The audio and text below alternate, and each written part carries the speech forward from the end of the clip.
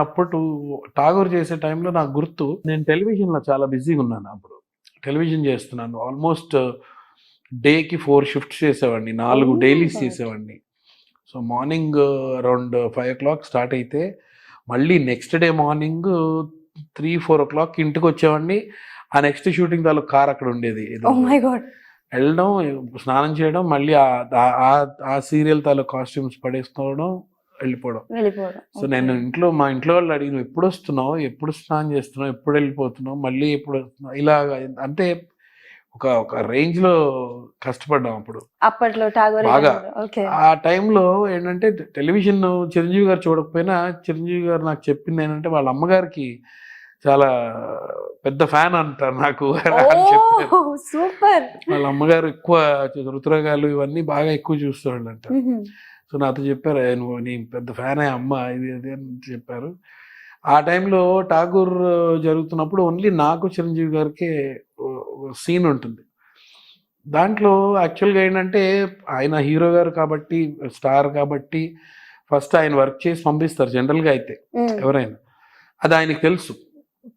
నేను యాక్చువల్‌గా మధ్యాహ్నం నుంచి వేరే సీరియల్ షూటింగ్‌కెళ్ళాలి. ఓకే. సో, అది కూడా ఎవరి దగ్గర కనుక్కున్నారు ఆయన ఓహ్! తెలిసింది. ఆయన షార్ట్‌లు పెడుతుంటే, ముందు సమీర్ గారికి తీసి ఆయన పంపించండి. నేనంటే ఖాళీగా ఉన్నాను. మీ సినిమాకే ఇంకో 3 నెలలు పని చేయాలి. ఓకే. నేనెప్పుడైనా ఉంటాను.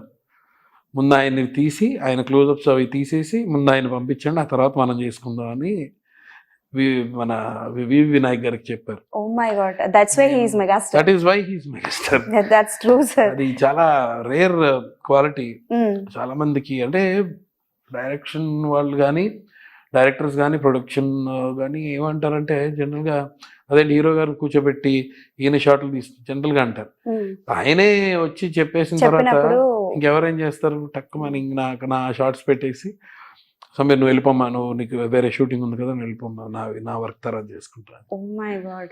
Seriously that's why he is megastar. కోట్లాది మంది అభిమానులు ఎందుకొస్తారా అనుకున్నాం. దీని వల్లనే ఊరికే కాదు, వస్తారు. నార్మల్ విషయం కాదు ఆ దట్స్ స్టేజ్‌కి ట్రూ. రీచ్ అవ్వడం. యాహ్! బికాజ్ ఆయనకి కష్టం తెలుసు. హ్మ్. ఆయన ఇలా వచ్చిన ఆయన కాదు. ఎవ్రీ స్టెప్ తెలుసు ఆయనకి. Step by every step, step step by దాన్ని స్టడీ చేసి ఇంత పెద్ద వృక్షం అయిందంటే. ఓకే. సో, సమీర్ గారు కూడా వన్ ఆఫ్ మెగాస్టార్ గారి ఫ్యాన్ అని అనుకోవచ్చా? యెస్. అబ్బో! నా ఇన్స్పిరేషన్ చిరంజీవి గారు. మరి సో నాకు తెలిసి ఎక్కువగా మీరు యాంటాగనిస్ట్ చేసినట్టున్నారు ఆయనతో కదా? Almost yeah! మరి యాంటాగనిస్ట్ గా నించున్నప్పుడు ఒక ఫ్యాన్ బాయ్ గా లోపల ఉన్న సమీర్ గారు ఏమనేవారు? అంటే నాకు ఆ ఫీలింగ్ ఎప్పుడు కనిపించిందంటే, ఫస్ట్ ఫిల్మ్ 'ఇందిరా' చేసినప్పుడు హ్మ్. నేను ఆయన కాంబినేషన్ చేయకపోయినా గానీ, మాది ఫ్లాష్ బ్యాక్ ఎపిసోడ్ కదా! అవును. స్టార్టింగ్‌లో వస్తుంది. నేను అది ఎప్పుడంటే సినిమా రిలీజ్ అయింది. రిలీజ్ అయిన తర్వాత నేను మా మేనేజర్లు వాళ్ళకి ఫోన్ చేసి 2 టికెట్లు నేను ఇంకొక ఫ్రెండ్‌ని తీసుకొని వెళ్దామని ఓకే. 2 టికెట్స్ అడిగాను. అడిగితే లేవండి అసలు టికెట్లు దొరకట్లేదండి బాబు, అయ్యో సార్ చేశాను కదండీ దాంట్లో, చూస్తానండి నేను చెప్తానండి అంటారు, ఫోన్లు ఎత్తట్లేదు. అయ్యయ్యో! ఎవరు ఫోన్లు ఎత్తట్లేదు. రేపు ఫస్ట్ మార్నింగ్ షో చూడాలి. ఎలా అయినా చూడాలి. ఎందుకంటే నా ఫస్ట్ చిరంజీవి గారి సినిమా.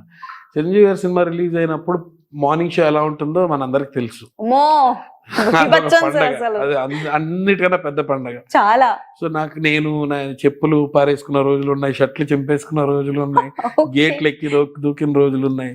జనాల్లో పైన పాక్కుంటే ఎళ్లి చేయి పెట్టి టికెట్ తీసుకున్న రోజులున్నాయి. ఓహో! సార్ చాలా విన్యాసాలు చేశారు. మరి అందరికీ ఉంటుంది కదా! ఓకే. ప్రతి మెగా అభిమానికి ఇదో ఉండాల్సిందే. థ్రిల్. హ్మ్. సో, అప్పుడంతా పండగ కదా! మొత్తం తోరణాలు కట్టి అరిటాకులు తోటి ఇది అది. సార్ అప్పుడేంటి సార్ ఇప్పుడు వాల్తేరు వీరయ్య కూడా అలాగే అలాగే జరిగింది మళ్ళీ. అది నాకు అవును. చాలా హ్యాపీ అనిపించింది. సో, అవన్నీ నాకు కళ్ళలో చిరంజీవి గారి సినిమా అనగా నాకు అవన్నీ రివైండ్ అయిపోతున్నాయి. హ్మ్.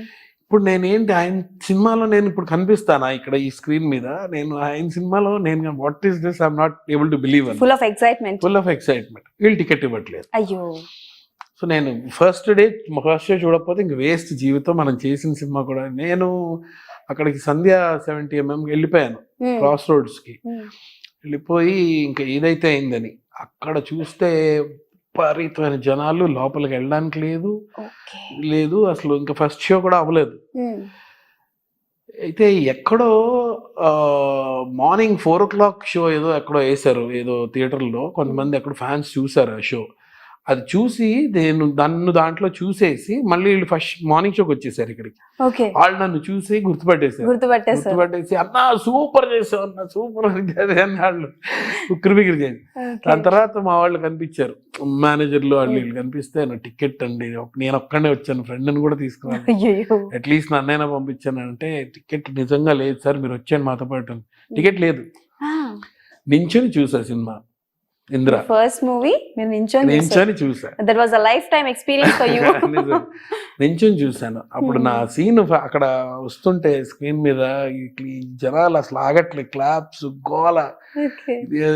అంటే దాని తర్వాత ఇంట్రడక్షన్ హీరో